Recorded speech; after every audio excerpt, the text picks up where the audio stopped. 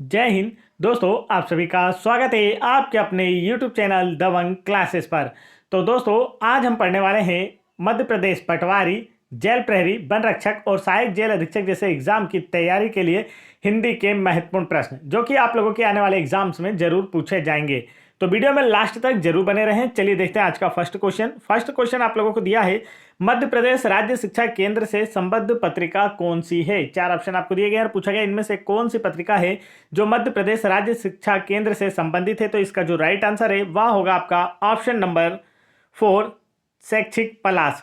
शैक्षिक पलाश जो पत्रिका है यह हिंदी की एक पत्रिका है जो राज्य शिक्षा केंद्र भोपाल द्वारा प्रकाशित होती है। तो यह भी आपको याद रखना, मध्य प्रदेश राज्य शिक्षा केंद्र कहाँ स्थित है, तो आपका आंसर होगा भोपाल में। और इस पत्रिका का प्रकाशन भी कहाँ से होता है, भोपाल से होता है।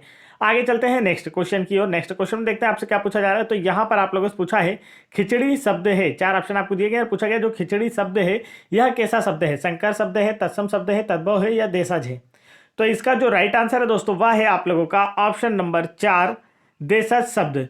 खिचड़ी शब्द जो है यह देशज शब्द है। देशज शब्द का मीन्स होता है देश में जन्मा हुआ शब्द, अर्थात क्षेत्रीय भाषाओं के प्रभाव के कारण जिन शब्दों का जन्म होता है उन्हें क्या कहा जाता है, देशज शब्द कहा जाता है। आगे बढ़ते हैं नेक्स्ट क्वेश्चन की ओर। नेक्स्ट क्वेश्चन में देखते हैं आप लोगों से क्या पूछा जा रहा है। तो यहाँ पर आप लोगों से पूछा गया है बी प्रलंब का आशय क्या है। चार ऑप्शन आपको दिए गए और पूछा गया है बी प्रलंब शब्द एक दिया गया और इसका आशय क्या होता है, संयोग होता है, महायोग होता है, वियोग होता है या योग होता है। तो इसका राइट आंसर आप लोगों को बताना है।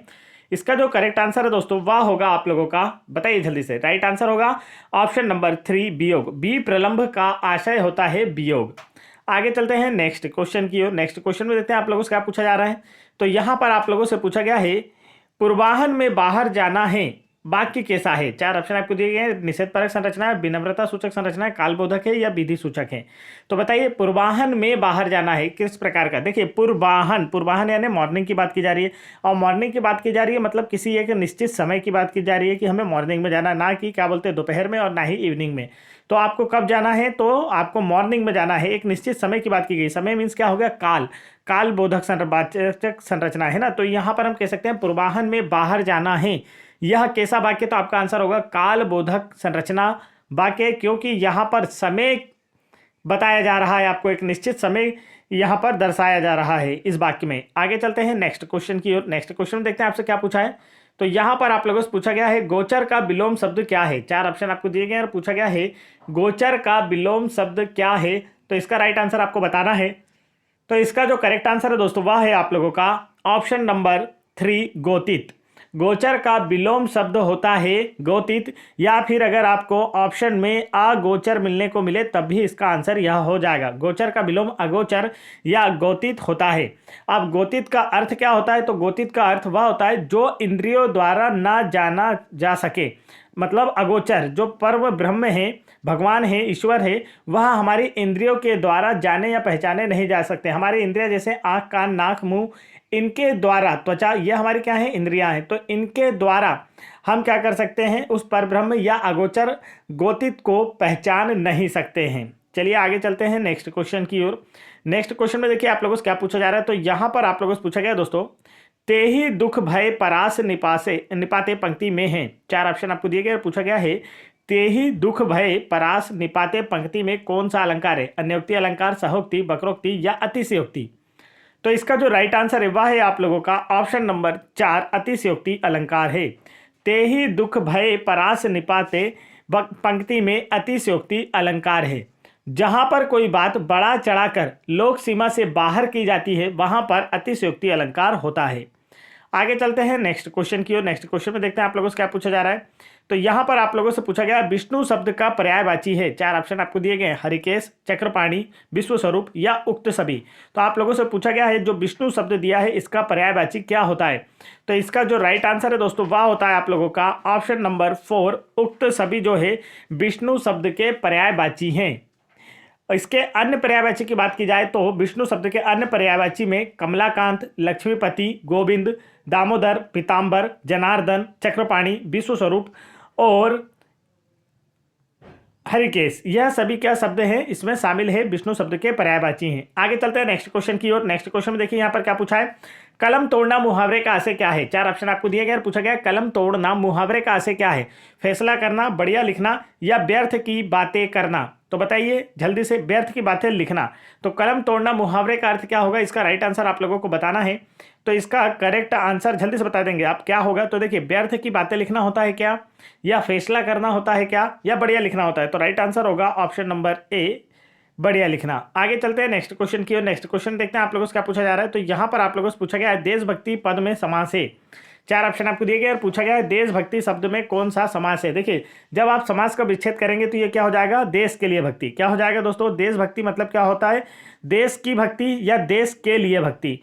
देश की भक्ति या देश के लिए भक्ति, इस प्रकार से हम इसे कर सकते हैं। तो के लिए, तो यहाँ पर देखिए ये शब्द आपको कहाँ देखने को मिलेगा? तो आप कहेंगे सर तत्पुरुष समास में देखने को मिलेगा। तो तत्पुरुष समास इसका क्या होगा? बिल्कुल राइट आंसर होगा।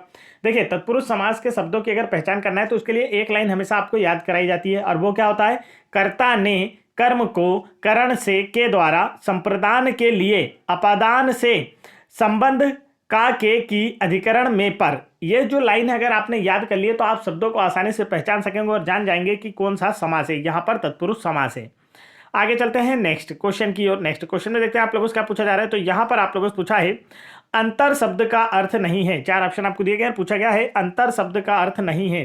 दिए गए ऑप्शन बताइए। अंतर का मीन्स अवकाश होता है क्या, भिन्न होता है क्या, हृदय होता है क्या, या विवाह होता है क्या? तो इनमें से ऐसा कौन सा है जो अंतर शब्द का अर्थ नहीं है?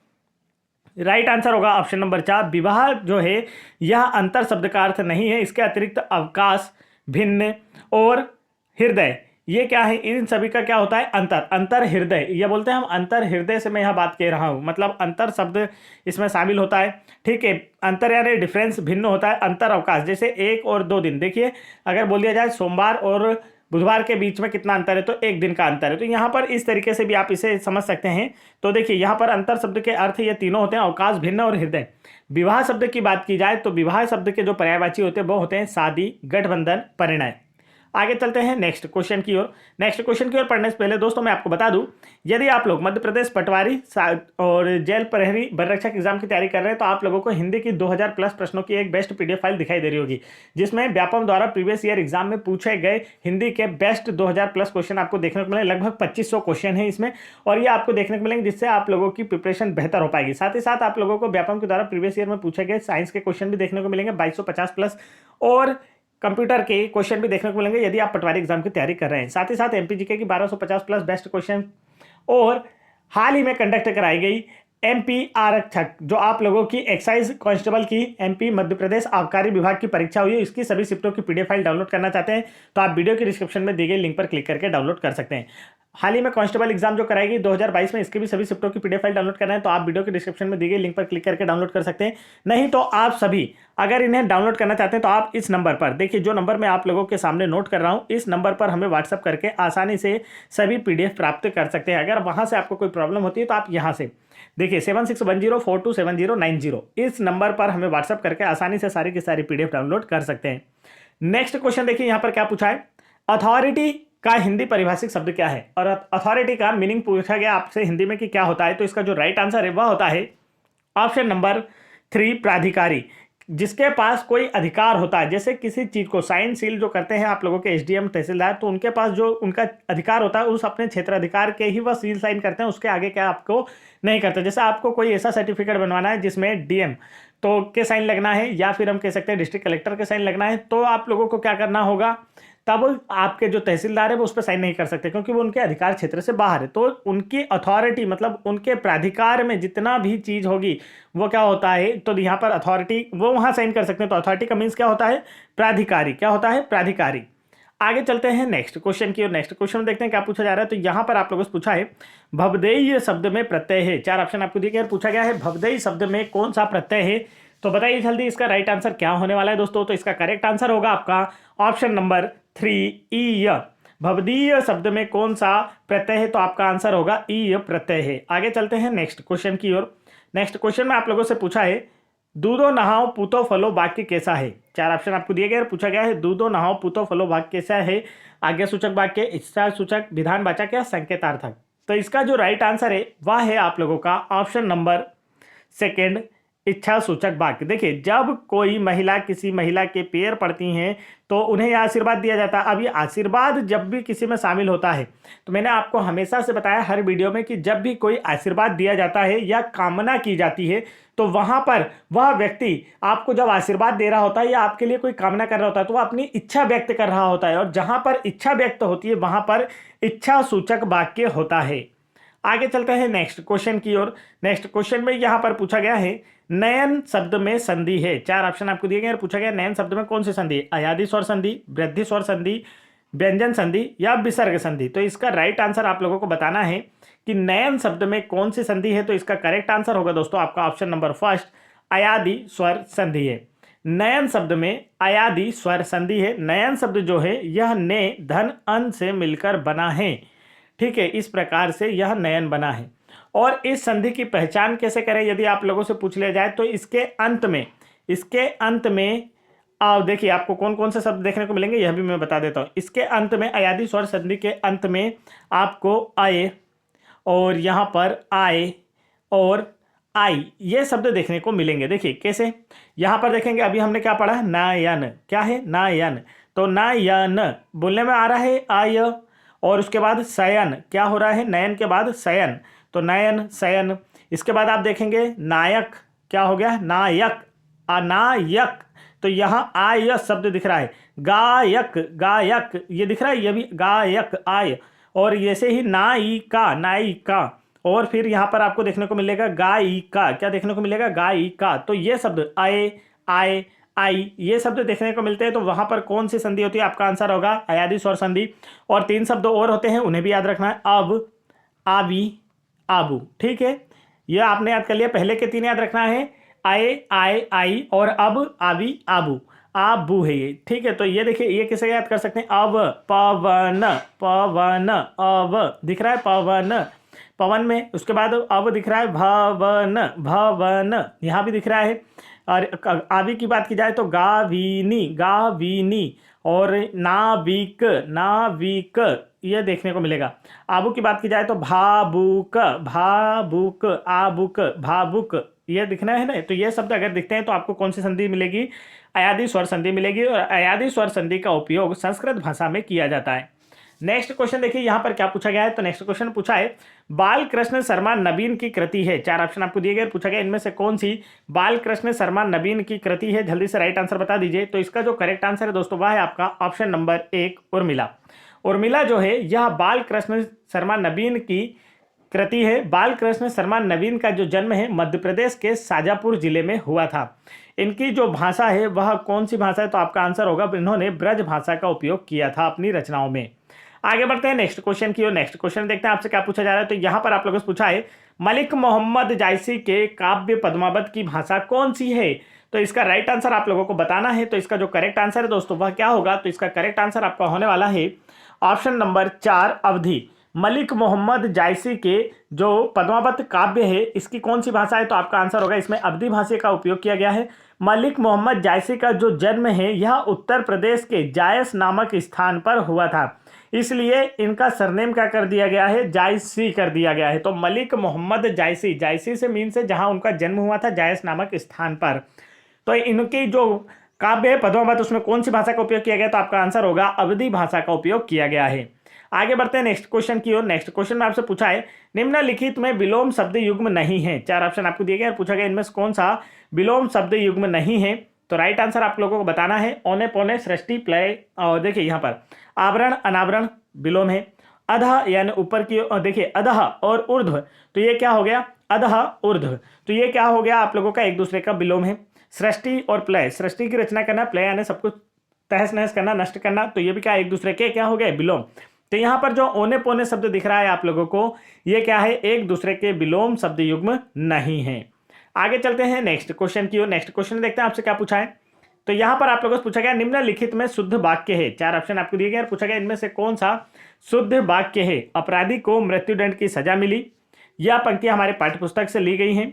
माली पौधों को सींच रहा है, या हम यहाँ पर सकुशल पूर्वक है। तो बताइए इनमें से कौन सा एक शुद्ध वाक्य है?